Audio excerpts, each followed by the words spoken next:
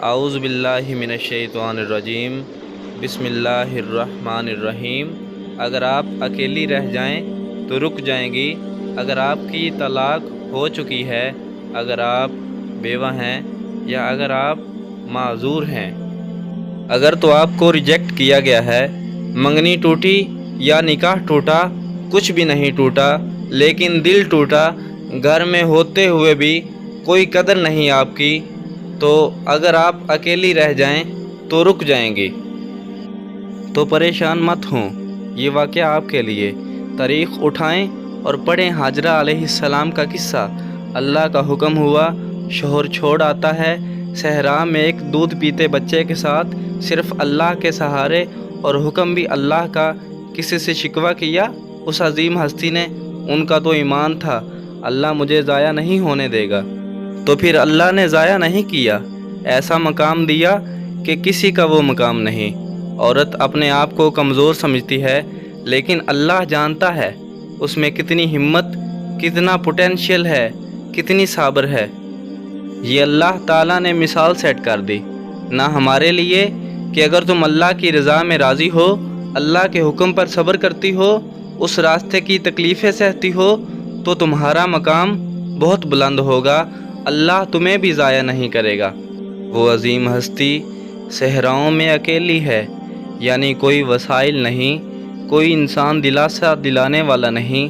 صحرا کبھی دیکھا ہے؟ اس کی تنہائی ہی انسان کو مار دینے کے لیے کافی ہوتی ہے۔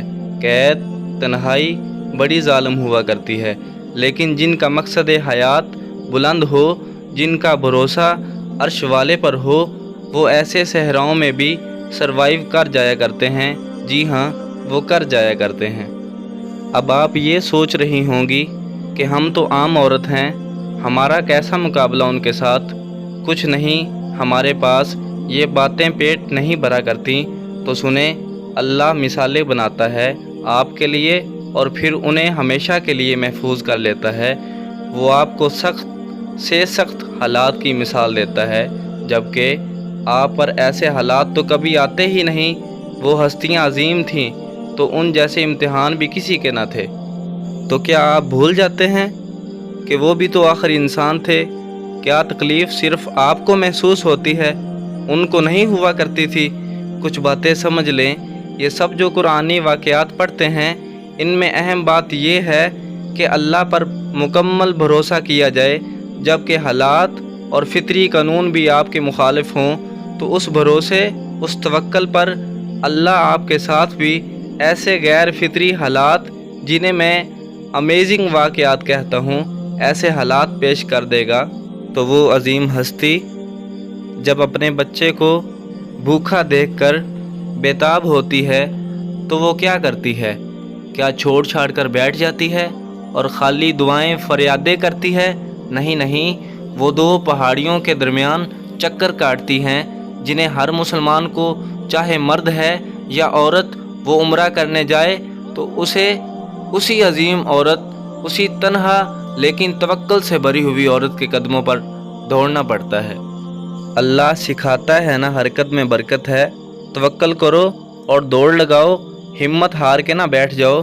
مرد یا عورت جو بھی اللہ پر توکل کرے گا، اللہ اس کو ضائع نہیں کرے گا۔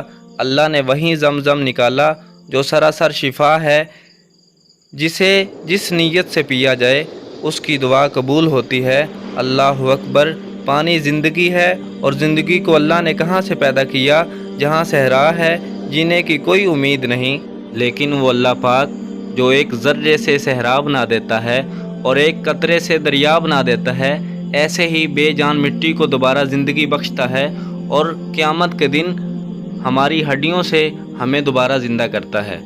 ایک اور بات قابل غور ہے، اللہ تعالیٰ اس عظیم عورت کے ذریعے صحرا کو مکہ بناتا ہے۔ ہم کہتے ہیں نا، عورت سے گھر بنتا ہے، اللہ نے تو پورا شہر اس عورت کی وجہ سے آباد کر دیا۔ میں قربان جاؤں، اللہ تعالیٰ ہمیں جنت میں ہاجرہ علیہ السلام کا دیدار کروائے انشاءاللہ۔ اب دیکھیں، وہ اکیلی عورت آنے والے وقت کے پیغمبر یعنی حضرت اسماعیل علیہ السلام کی پرورش کرتی ہیں، اور وہی بیٹا ایک دن عظیم باپ یعنی اللہ کے خلیل، اللہ کے گہرے دوست حضرت ابراہیم علیہ السلام کے ساتھ مل کر اللہ کا گھر یعنی خانہ کعبہ تعمیر کرتے ہیں۔ اللہ اکبر! یہ ہوتا ہے قربانی کا صلہ، اور یہ ہوتا ہے چنے جانا، یہ ہوتی ہے برکت، یہ ہوتی ہے اللہ سے بے پناہ محبت کا ثمر، یہ ہوتا ہے اللہ سے راضی رہنے کا صلہ، یہ ہوتا ہے توکل کا نتیجہ، یہ ہوتی ہے اسباب اختیار کرنے کی حکمت۔ اب کیا بیٹھنا ہے سب چھوڑ چھاڑ کر اور کرنا ہے انتظار کہ کب موت آ پکڑے؟ کیا کرنا ہے انتظار کہ کوئی کہے میں تمہیں کبھی اکیلا نہیں چھوڑوں گا، اور پلٹ کر بھی آئے یا نہ آئے۔ آپ ایک عظیم عورت ہیں، اور میں نے مضبوط اصحاب کی عورتوں کو دیکھا تو یہ محسوس کیا وہ دبتی ہیں، گرتی ہیں، روتی ہیں، اور پھر زمین پر نہیں چلتی، آسمانوں میں پرواز کیا کرتی ہیں۔ اللہ حافظ۔